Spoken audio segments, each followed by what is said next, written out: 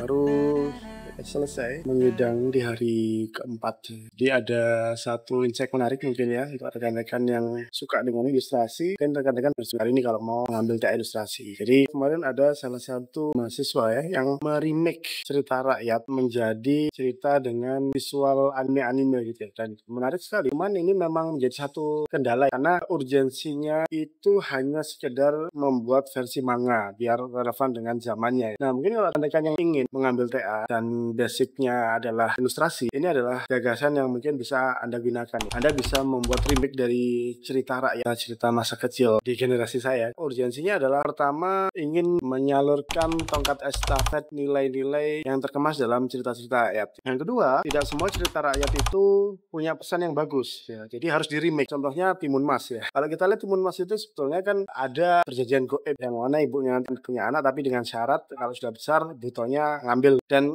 esensi dari cerita itu kan sebetulnya adalah penagih hutang. Jadi sebenarnya si Buto itu cuma mau nagih hutang saja. Tapi kenapa jadi terkesannya itu si Buto yang jahat gitu ya, mengalahkan orang yang berbaik hati menghutangi. Meskipun cuma beberapa tahun sampai anaknya remaja, setidaknya Buto itu telah memberikan kesempatan sang ibu itu untuk merasakan punya anak. Ya meskipun nggak boleh ya janji dengan setan gitu ya, itu syirik segala macam itu. Tapi di sini rekan-rekan bisa memberikan narasi yang lebih baik daripada terus mengoperkan estafet nilai seperti itu. Rekan-rekan bisa meremake cerita itu dengan meluruskan cerita-ceritanya, dan daripada seperti itu bisa lebih melatih sisi critical thinkingnya pembaca. Apa salahnya ketika si Buto datang, ketika si ibunya itu, jadi bagi Anda yang belum tahu cerita tentang Timun Mas ya, jadi ada seorang nenek atau ibu yang punya anak, akhirnya dia mendatangi seekor Buto dengan latar belakang apapun itu, punya kesaktian atau apa, yang intinya dengan sebuah perjanjian ya, Butonya akan memberikan ibu itu kesempatan untuk punya anak, tapi kalau remaja anaknya akan diambil oleh Buto. Jadi ibunya itu kayak ngerawat si anaknya itu kan, pengen punya anak dikabulkan, tapi syaratnya kalau remaja harus dikasihin ke Buto. Ceritanya seperti itu. Tapi ketika dewasa, si ibunya itu sedih dan akhirnya menyampaikan fakta itu kepada anaknya dan membekali sang anak itu dengan 3 benda pusaka atau apa ya, yang intinya ketika Buto datang dengan alat-alat pusaka itu bisa menghalau Buto yang akhirnya Butonya kalah. Itu seperti itu. Jadi kita bisa lihat ya, di sini logiknya adalah si ibu punya utang, Butonya cuma mau ngambil utangnya, tapi jadi sesuatu yang antagonis ya, meskipun nggak salah. Tapi gimana kalau seperti ini? Si Buto ini datang, si ibu menyampaikan, ini versi remake-nya, si ibu menyampaikan pada sang anak melakukan hal yang fair gitu ya. Dia dengan gentle pagi harinya mendatangi di depan rumah, berdiri di hadapan Butonya datang, si anaknya itu ya dengan tegah berdiri gitu ya. Dan dia bilang, saya tahu ibu saya melakukan kesalahan dan saya tahu ini adalah saatnya ibu saya menyerahkan saya kepada Anda. Tapi terus terang saya ingin hidup, saya ingin merawat ibu saya lebih lama. Bisakah Anda memberikan saya kesempatan untuk bisa merawat ibu saya? Setidaknya di situ ada negosiasi gitu ya, sehingga Butonya juga akan bernegosiasi. Mungkin bisa jadi si Butonya nggak mau, atau mungkin bisa jadi narasinya bisa diarahkan Butonya oke, tapi dengan satu syarat, dengan sebuah challenge. Jadi ada sebuah challenge yang membuat si anak itu harus memenuhi challenge-nya itu. Nah, sehingga ceritanya kan bisa lebih expand ya, bisa lebih panjang. Tapi di situ titik poinnya adalah kritik. Si anak itu mengakui mereka mengakui salah, tapi mereka mau nego, berani nego. Dan negonya dengan baik-baik, tidak dengan atau mematikan si Butonya itu. Mereka negonya baik-baik, mereka melakukan fair play, dan bisa jadi Butonya bikin challenge yang mungkin agak mustahil. Dan di situ karena mungkin challenge yang mustahil, ceritanya si anak itu akan melakukan quest-nya itu ya, misinya itu, tapi memang gagal pada akhirnya. Dan lagi dia bersikap fair play kayak di Vinland Saga, menjadi seorang prajurit ya, meskipun dia menang, dia dicurangi, tapi dia tetap berdiri gagah. Saya tahu saya kalah dan inilah saatnya saya menyerahkan diri saya sebagaimana sebuah kesepakatan yang sudah kita sepakati, dan saya akan tetap menepati itu. Coba bayangkan, Anda bayangkan ceritanya, dia kalah nih, bukannya kabur, bukannya apa, tapi sang anak itu malah datang ke goanya atau ke markasnya si Buto, datang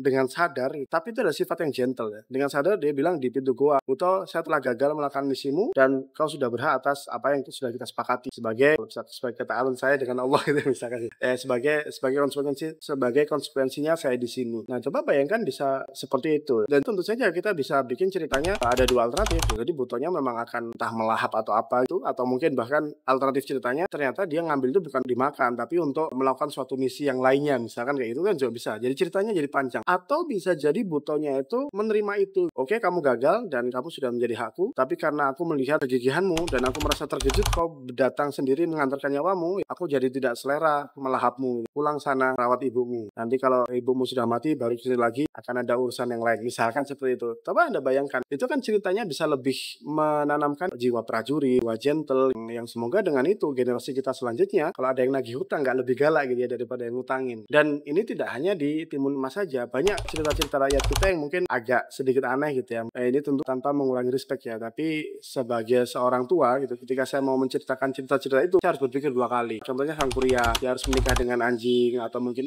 sang anak menikahi ibunya. Itu mungkin bisa dengan cara yang sama bisa lebih diluruskan. Atau mungkin sang maling kundang ya, yang akhirnya membuat persepsi bahwa ibu itu selalu memaafkan, surga segala macam itu agak sedikit bergeser. Atau mungkin kancil yang suka menipu, suka mengecoh, mencuri, itu menjadi tokoh utamanya. Kenapa kancil itu jadikan sosok yang pintar negosiasi daripada menipu ya. Dan negosiasinya juga harus fair. Jadi generasi-generasi kita itu akan punya literasi antara rakyat yang lebih keren, lebih bagus, moralnya lebih terangkat, dan juga tetap estafet legacy dari cerita-cerita itu tetap jalan. Jadi mungkin bagi rekan-rekan ilustrator DKV, mahasiswa DKV yang mau ngambil TA terkait dengan ilustrasi, mungkin Anda bisa mempertimbangkan itu ya. Urgensinya sudah jelas dan Anda bisa bikin remake. Kalau desain karakternya ya Anda based on cerita rakyat dan based on apa yang Anda mau capai. Jadi kalau meremake itu Anda bisa pakai 3 levelnya ya. Runtiling ya, transfer, transit, transform. Nah, ada level di mana cuma ngambil elemen-elemen visual doang, ada level di mana mengambil perilakunya gitu meskipun jadi agak subtle gitu. Sampai sesuatu yang betul-betul subtle banget dan inspired by si dongeng itu. Tapi kalau dari S1 mah cukup menggunakan elemen visual saja, tidak perlu subtle banget karena memang pengen bersuara bahwa itu adalah cerita rakyat dan itu harus dalam versi remake dan dengan nuansa gambar yang baru yang lebih relevan dengan zaman ini, zaman anime kah atau apa itu. Itu ya, semoga bermanfaat ya di sini. Assalamualaikum warahmatullahi wabarakatuh.